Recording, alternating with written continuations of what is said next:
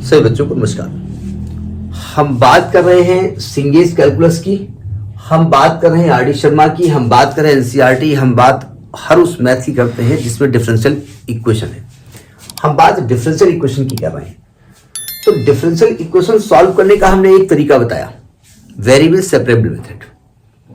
उसी का एक हल्का सा छोटा भाई है, बड़ा भाई कह दीजिए, इसको कहते हैं रिड्यूसिबल टू वेरिएबल सेपरेबल। मतलब वो डिफरेंशियल इक्वेशन वेरिएबल सेपरेबल से नहीं हो पा रहा है तो उसे उस फॉर्म में रिड्यूस किया जाएगा।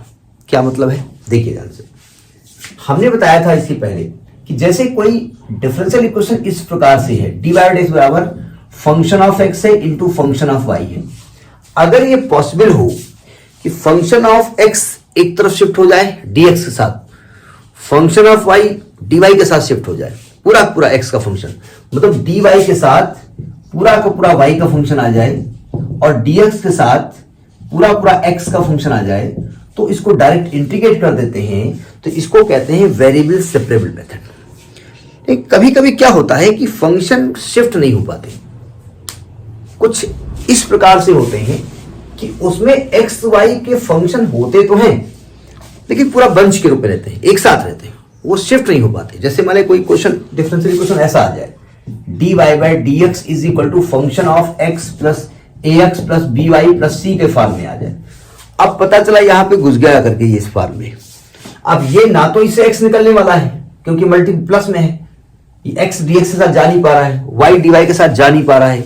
तो ऐसे क्वेश्चंस में हम क्या करते हैं, हम देखते हैं क्या इस शर्त एक है, पूरा बंच एक साथ होना चाहिए। तो मैं क्या करता हूं, इस बंच को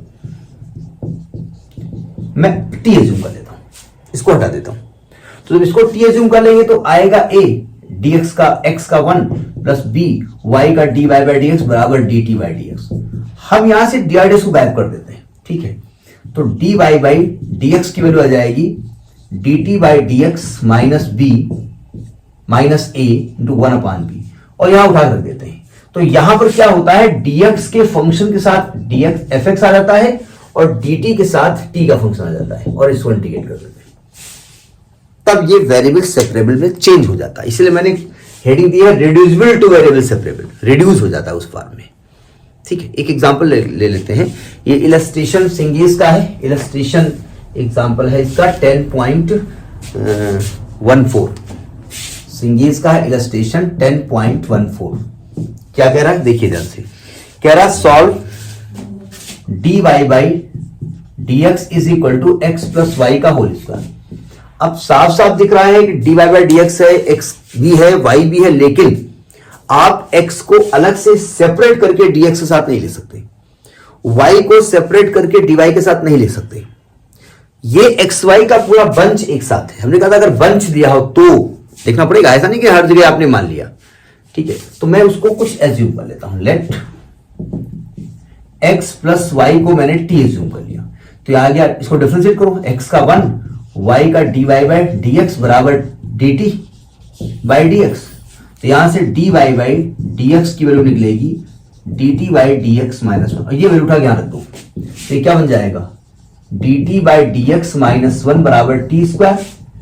dt बाई डी एक्स को अकेला कर दो 1 प्लस टी स्क्वायर, और dt के साथ कर दो 1 प्लस टी स्क्वायर, और dx को अकेला कर दो। अब बताइए t के पूरे फंक्शन dt के साथ और dx अकेला है तो 1 मान लो उसके साथ, अब कोई नहीं है तो क्या करेंगे, अकेला भी तो हो सकता है कोई, ठीक है, कर सकते हैं ना ऐसा। अब ये वेरिएबल सेपरेबल में ब्रेक हो गया, इसका इंटीग्रल क्या होगा, tan इनवर्स t x का 1 का x प्लस कॉन्स्टेंट, आंसर आ गया। अब t का मान रख दो उठा करके, t आपने किसको माना है, x प्लस वाई को, तो आएगा tan inverse x plus Y, tan inverse x plus Y बराबर x प्लस सी। अब चाहो तो x प्लस वाई बराबर tan को उधर ले जाओ x प्लस सी, ऐसा कर सकते हो। तो ये ऐसे लिखा जा सकता है, ठीक है। तो ये एक तरीका है, इसको कर सकते हैं। छोटा सा वीडियो ने बना दिया जानकारी के लिए आपकी इलस्ट्रेशन एग्जाम्पल में, सॉरी, जब हम कॉन्सेप्ट पढ़ाएंगे तो उसमें कुछ क्वेश्चंस हैं, शायद 8वां क्वेश्चन है उसका, कुछ क्वेश्चन है इस टाइप के आएंगे, तो वहां पर बता दिया जाएगा, हमने बता दिया है कि ऐसा होता है। फिर वहां देख लीजिएगा, हमने बताया था, तो वो बताई हुई बात वहां यूज की जाएगी, तो फिर कंफ्यूज ना होना। तब तक नमस्कार।